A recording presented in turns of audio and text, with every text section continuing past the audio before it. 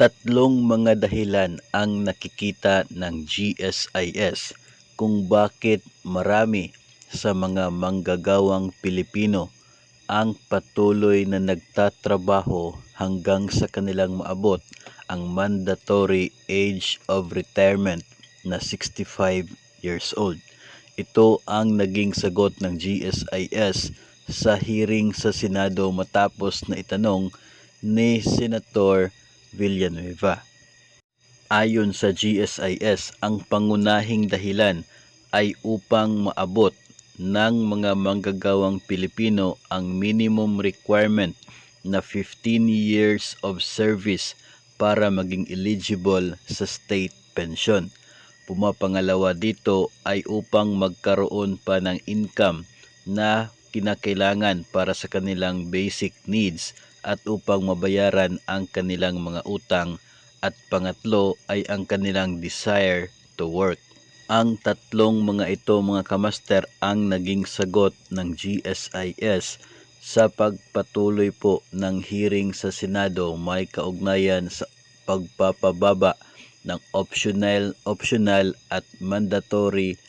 retirement age ng mga manggagawang Pilipino. Kapansin-pansin, mga kamaster, na sa tatlong mga dahilan na ito, ang first two reasons, mga kamaster, ay pwede naman pong magawan ng paraan ng mga mambabatas ng Pilipinas, kung kaya sakto rin naman po na ito ang naging pahayag ng GSIS sa hearing sa Senado, ang lugar kung saan nandun ang mga mambabatas na siya pong gagawa ng batas na siyang mai-implement ng Executive Department.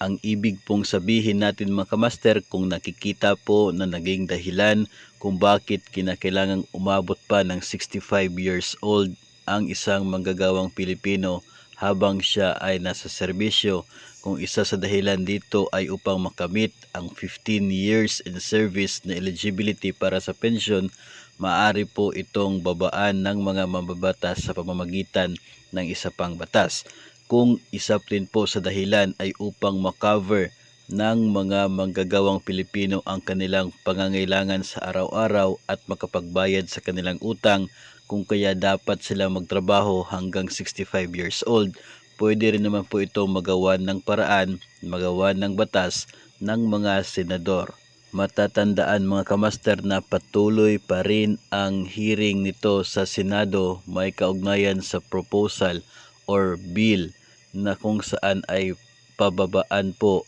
ang mandatory at optional retirement age ng mga manggagawang Pilipino mula sa 65 years old na mandatory retirement ay magiging 60 na lang, at mula sa 60 years old na optional retirement ay magiging 55 years old na lang. Nauna nang naaprubahan sa House of Representatives ang pagpapababa ng optional retirement age from 60 to 56 years old. Samantala, mga kamaster, ay sinabi po ni Senator Villanueva na ito pong pagpapababa ng optional retirement age para sa mga government workers ay hindi magre-resulta sa staffing shortage ng iba't ibang opisina ng gobyerno. Ito ay matapos na sabihin ni Civil Service Commissioner Eileen Lisada na mayroong at least or about 200 applicants na kanilang napapansin sa bawat isang bakanting posisyon na ino-offer ng mga ahensya ng gobyerno. Kung kaya hindi po problema ang maghanap ng mga bagong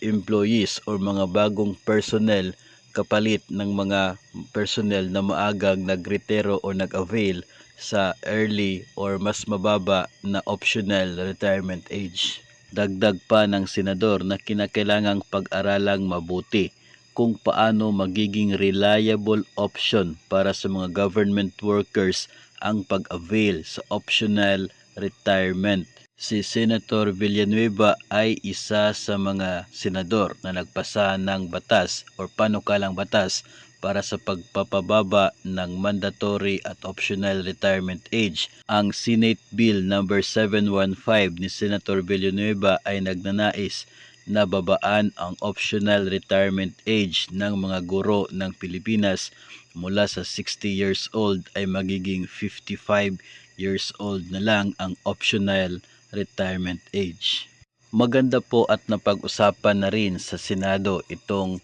bill kung saan nagnanais na babaan ang mandatory at optional retirement age ng mga manggagawang Pilipino katulad na lang po ng mga public school teachers. Dahil December 2019 pa mga kamaster nang naaproba sa House of Representatives ang kanilang bersyon para sa batas na ito. At mabuti rin mga kamaster na mabigyang pansin ng mga senador at ng mga mambabatas na magiging reliable choice, reliable option ng mga public employees, public workers itong kanilang offer na optional retirement age at magiging reliable option lamang yan mga kamaster kung mayroong magaganda at nakakaaya na mga benepisyo para sa mga mag-avail ng mas mababa o mas maaga na optional retirement. Hindi rin kasi magiging reliable option ang pagretiro ng maaga mga kamaster kung alam mo na kakaunti lang naman ang inyong makukuhang benepisyo o pensyon mula sa inyong pagiging government employee. So kung pagtuunan po ng pansin ng mga mambabatas na babaan ang optional retirement age ay sana pagtuunan din nila ng pansin na magiging maganda ang mga benepisyo na matatanggap ng mga manggagawang Pilipino kung sila po ay magre-retiro na. Kapag walang magandang benepisyong naghihintay para sa mga retired personnel ay mas malaki po ang chance na hindi pa rin naman papansinin ng mga Filipino workers itong optional retirement age at patuloy na magtatrabaho hanggang sa kanilang maabot ang mandatory or compulsory age ng kanilang pagre-retiro.